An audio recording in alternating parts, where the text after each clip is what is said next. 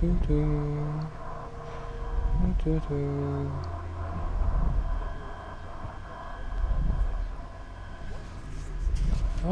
guys, welcome back to Dishonored. We are just picking things up right where we left off. Bone charms provide small supernatural benefits. Locate them by listening to the song they emit. By default, you can activate up to 3 bone charms at once. Alright. Bone charms, base pouch. Not gonna lie, these bone charms make a really weird noise.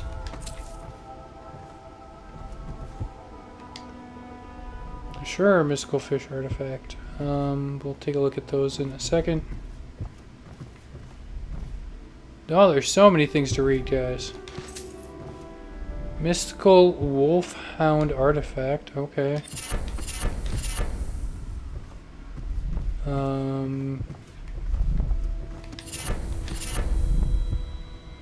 Ooh, whale artifact. Interesting. Alright, I'm assuming that's going to lead us out. Maybe. Or that. Or even that. But we got... like... oh! And a rat artifact. Alright, so we got 4 different books here to read.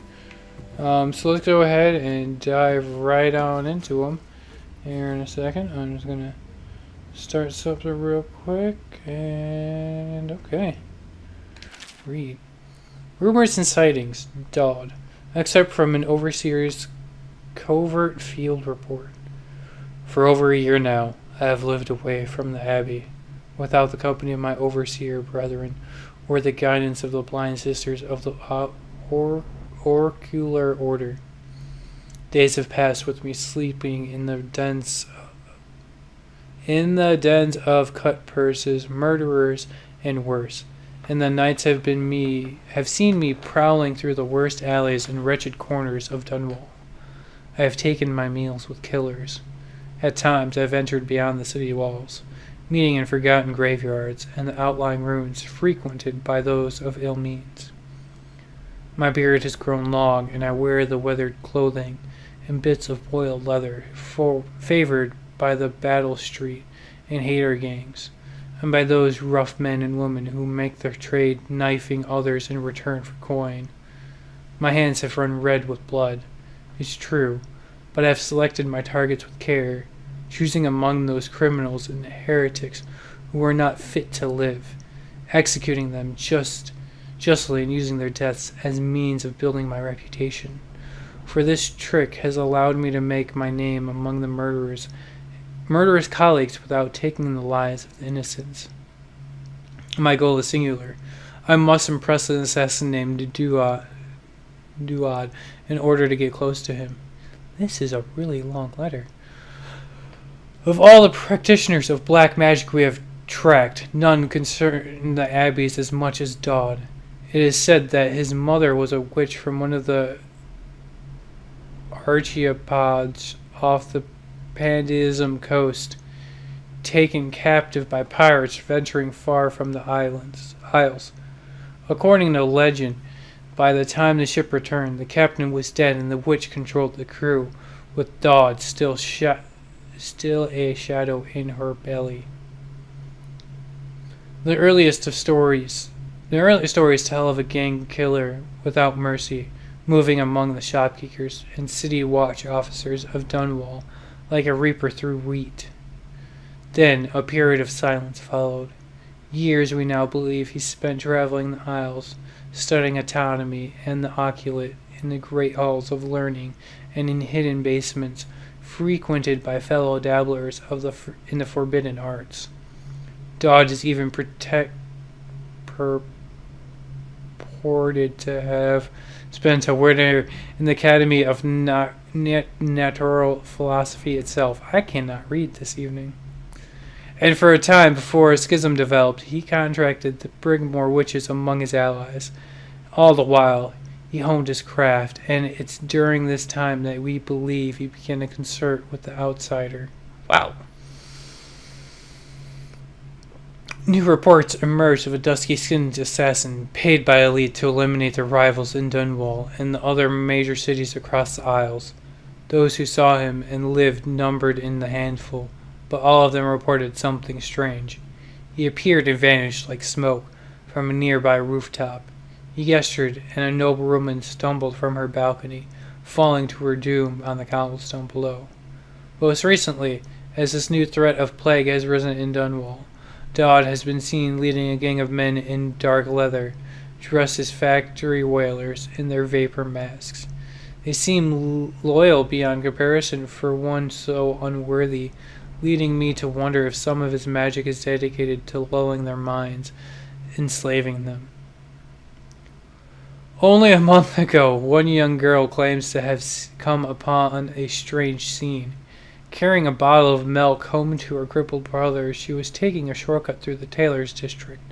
In a narrow street, she passed beneath a window and heard unusual sounds from within.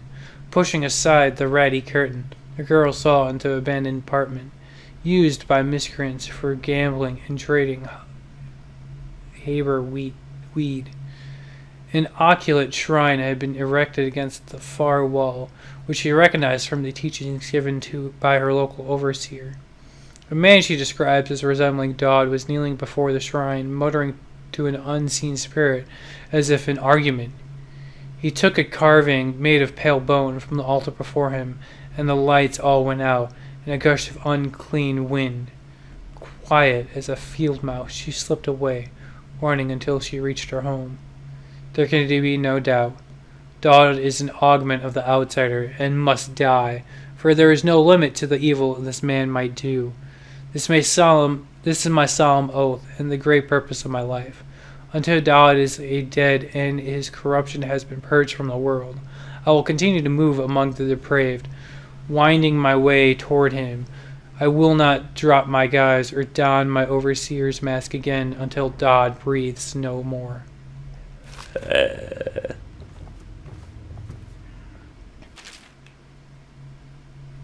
Oh boy. That's lengthy.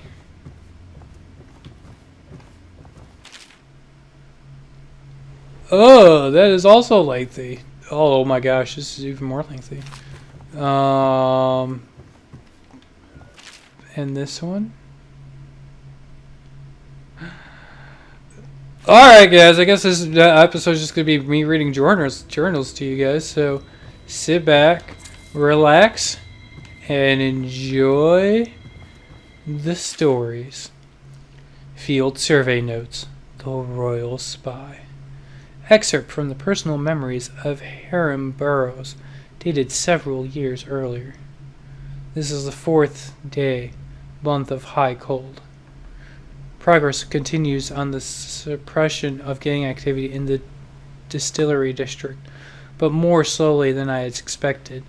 The ruffians operating there have been cunning. I'll grant them that. That's only a matter of time. I'll see their leaders flogged in public and sent beneath the royal executioner's blade. If I had my way, that mute bastard would be working night and day, removing the heads that needed removing. Internally, the Empress does not seem pleased with my investigations. It seems that it is beyond her thinking, against her very nature as a trusting person, to believe that the traitors have moved among us. But I know they do. They must. No, Jessamine would rather spend her time with the royal protector. At least he's likely to stop any immediate threat to her safety. But a strong arm is not what's needed against those who would undermine us. How will Corvo's sword stop a poisonous wine glass or an explosive delivered by courier? It will not. There are many threats around us. Threats require meticulous efforts to police. Young Lady Emily is undisciplined, I'm afraid. Here within Dunwall Tower, she receives instructions from the finest tutors known in the Isles. Yet her mother spoils her, and she spends most of her time lost in imagination, wasting her time drawing or asking Corvo to teach her to fight with wooden sticks. The girl might rule the empire someday, Every moment spent at play is a moment wasted. Shoring up security for the main gate leading into Dunwall Tower has been another pet project of late. To think back into his day, Emperor Caldwin left it open to the public during the day, allowing anyone to come and go as they pleased. If it up to me, I'd seal off access to the streets entirely, but the Empress won't hear of it. The water lock is much easier to protect, and if it were the only way into the tower, traffic in and out would be greatly reduced. Someday the wrong person is going to slip in and will suffer for it. Mark my words. No amount of security is excessive when it comes to protecting heads of state. The Empress also disapproves of my plans for the Scoville device. Scoville himself has no interest in security, of course, but he's vain and therefore keen to see his inventions deployed in any fashion. This wall of light he's been tinkering with has promise. In any case, at least I was able to convince the Empress to upgrade the pistols carried by the officers of the watch. Why do I worry so when no one else seems to care? If I ever fall asleep, will it all sink into the ocean? With the rough things clamber over the walls and fill themselves with our flesh. This is what I see in the same dream several times each month. If only I had more say in things, more authority, I could protect us. Perhaps I have been working too hard. Dinner and an evening of conversation with a certain lady of refinement might be in order. Perhaps somewhere nice in the estate district. Hiram Burroughs, Royal Spymaster. We're going to save the long one for last.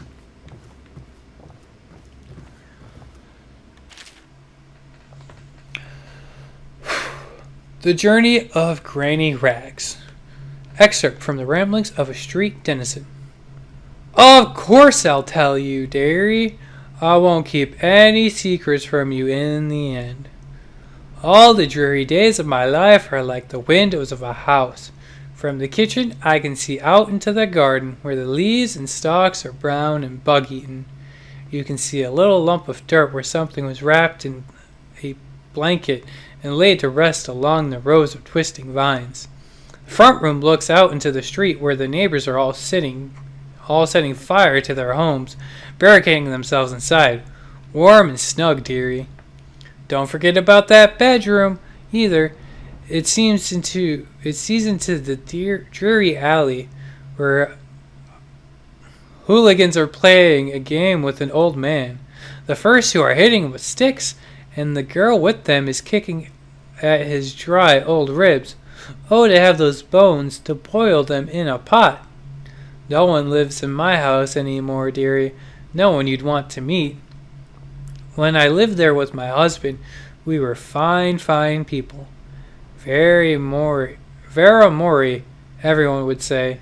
Your house is as grand as Boyle Manor. Better even. Your dinners are lavish and your parties are the best. When that young Scoville came to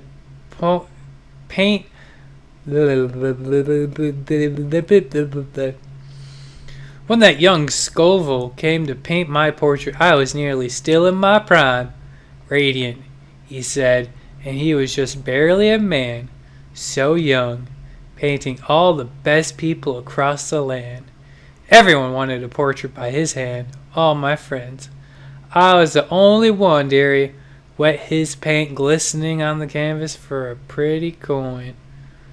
But it wasn't all parties and paintings. My husband and I weren't always at home, no. We traveled together, he and I, to the far ends of the Isles, beyond even, all the way to the red cliffs of Pandesia, to dig in the rock and crawl through the caves, holding up candles and squinting at the walls. Many precious things were to come upon, but none so precious as the bay with the black eyes, dearie. All those marks and bones carved so deep and polished so bright. I brought the old bones home, hid them from my dear husband. Then I learned to boil them and carve them myself. They made such good presents, dearie.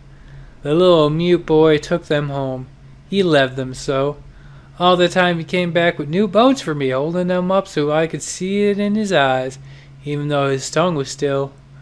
Granny, his eyes would say to me, carve these bones for me. Make me another present.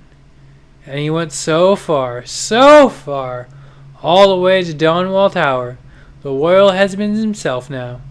My little mute boy and his shiny, shiny sword. Better bones were what I needed, you see. Better bones to carve and polish, scrape and gleam. My dear old husband was always tired. I made him soup, and then he was sick. Better bones was all for all my little mute boy, carved in the name of the one with the black eyes.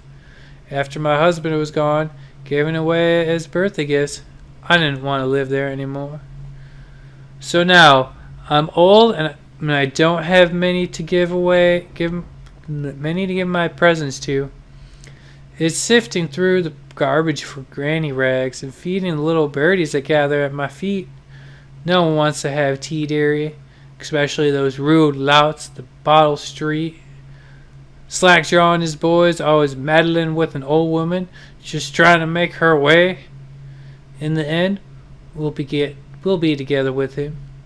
You and me in the dreary night with the stars above and below, and always the one with black eyes, dearie.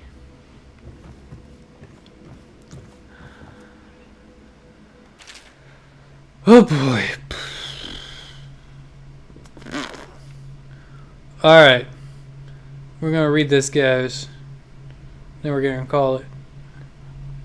Early Life and Criminal Records, Slackjaw. Excerpt from a series of letters sent by a member of the Bow Street Gang. You want to chain walk on Slackjaw? What he was like when he's young before he got his name? Oh, he's got a cool head now, but he weren't always that way in the days before he was the boss of the Bow Street Gang. Time was, young Slackjaw wasn't much of a reasonable man. Like most of us, he grew up on the streets, running with a pack of ragamuffins and avoiding the law, pinching whatever he needed. Dark-haired and dark-eyed, smoking a pipe by the age of 10. For them born in the brothels coming from the orphanage, it was either the gangs or working with the mudlarks, and no one wants that. Some got pressed into the Navy or put down in the mines run by the Pelton or Boyle families. As hard as it was on the streets, as hungry as we all got, at least we was free. By the time we weren't little runs anymore. Little runs? Yeah, runs. Slackjaw was one to watch, usually calling the shots when we took down a farmer's cart or sidewalk street vendor. He'd come up with the plan, give everyone some part to play, and decide on the splits. Most of us just went along, 'cause we learned fast that we made out better like that. More food, more coin. Plus, none of us wanted to deal with Slackjaw when he was in a rage. He worked on a couple of big jobs with Big Sally across town. That was enough to get the attention of the other bosses. He wasn't just a street kid anymore. Now he was an up-and-comer, which meant trouble. Another guy who fancied himself such was Mike the Fisher, who wasn't working his way up running the protection racket among the factory women. Who was working his way up. One fine evening, we were all talking in a Brady show on the theater house. Mike the Fish and his lot all there in the cheap sheets too, just down the aisle from us. Mike gets a wild idea. He wasn't big on planning, and throws a heavy ceramic spitting at Slackjaw.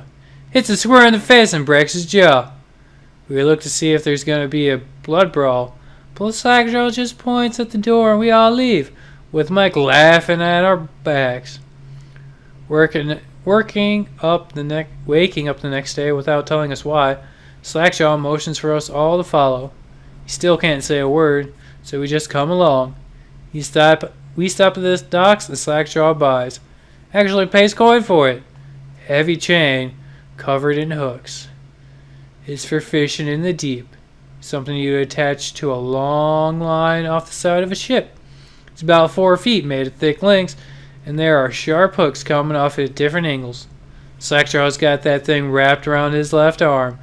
dangling at his side. Not sure how he knew where Mike the Fish was standing, but when we reached his girl's house, Slackjaw throws a ball through the window just like that. It's almost noon. There's a bunch of screaming inside, and Mike pokes his head out, looking wide-eyed and baffled. When he sees Slackjaw out in the street, a look comes over his face that still gives me the willies. Pure murder. Mike comes out the side door, bellowing like a blood ox, holding a cleaver, headed straight for Slackjaw. When they come together in the street, Slackjaw spins on, and the shark hooks bite deep into Mike's arm and shoulder. He screams, but Slackjaw holds on to the chain. He's standing there with his jaw broke, clutched tight, and a chain wrapped around his left arm. Hook sunk into Mike the Fish, just knifing him as fast as he can. Mike couldn't fight very well, hooked like that and using his left hand, but he was a big guy and it took a lot of stabbing before he went to his knees. Everyone was cheering at first, but then we all went quiet. It just kept going and going until it was just Mike the Fish blubbering, crying like a baby at the sound of Slackjaw's knife. When it was over, and here's the brilliant part, Slackjaw took out a note, stuck it into Mike's face with a nail. It just said, "If you want a job, come to Bottle Street." Slackjaw didn't talk right for a couple of months, but word spread fast. By the end of the year, once we had the sizable gang going, he sent out letters to the other bosses telling them that he was running a brand new crew over at Bottle Street. Most of them laughed or beat up the guys who delivered the letters. Green-eyed Trish even came back missing a thumb, but apparently Slackjaw was expecting that kind of reaction and had a backup plan. A week later, 4 of the bosses were dead. Seemed like a series of unfortunate events, but everyone knew better. One shot dead by the watch while standing in the middle of a meat market. Another slipping and falling in the water out cold. One of the older bosses found in bed with his belly opened wide and a Tivian pear stuffed into his mouth. Still not sure what that meant. And Sheila Brainsworth was found blubbering in a cauldron of hot wax. Slackjaw sent out another set of letters, offers to the underbosses telling them that they'd be treating them fair as peers.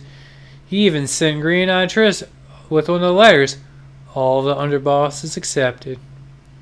After spilling the guts of his main competition, Slackjaw went for stabilizing his business, real neat-like, calling in favors, smoothing things over, giving everyone a little bit of coin or drink as a bonus, showing what he could be like as a boss, so everyone got quiet, which always makes the boys of City Watch nervous, of course. Word went out among the Royal Spymaster snitches, the responsible citizens group they called themselves, telling everyone working in a shop or sweeping off the front steps of their homes to keep watchful eyes for Slackjaw and his men, trying to suss out what they were up to and what had just happened. But Slackjaw ain't stupid. He greased a few palms among the shopkeepers and the watch too, telling them that he was in town to stay and that things would be run properly from now on, without so much blood. He was finally real boss, ready to settle into business of moving whiskey, running the hound fights, and offering up the ladies and gentlemen of the night, if you take my meaning. Then the plague came. Yeah. At first it seemed like a good thing. A few people got sick and everyone wanted to buy those potions from Skullvar Pero. Health elixir, spiritual remedy they call them. Slackjaw told me he saw an opportunity. We already had an old whiskey factory with a still where we could water the stuff down and sell it discounted. Doing the same with Skullvar's elixir was a smart plan. Pretty soon everybody in the Sons was sick and business was good. But after a while there were so many people down with plague that everyone got scared. Everybody started acting real nasty and everything fell apart. When people can't work, they don't have the coin for elixir. Water down or pure. When the Empress died, it seemed like Dunwall would slide into the void. Spymaster Burroughs took over and the watch started using all that new Skullvault technology. Watchtowers, tally boys, and them arc pylons.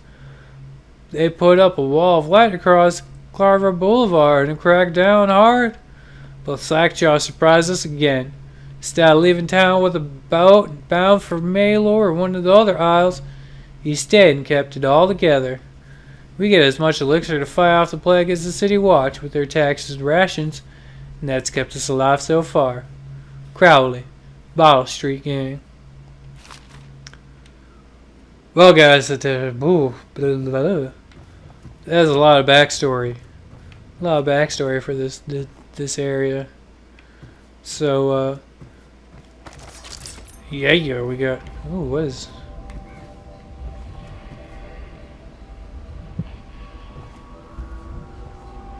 There's some bone over there, everybody. Can I put my stuff? I wonder how I put my stuff away. Attention, Dunwall citizens. Do not attempt to house or care for a friend or family member who shows signs of blood on their face and chest. What is that? The only way to help I got so distracted by clicking a button. Oh yeah, spyglass enabled.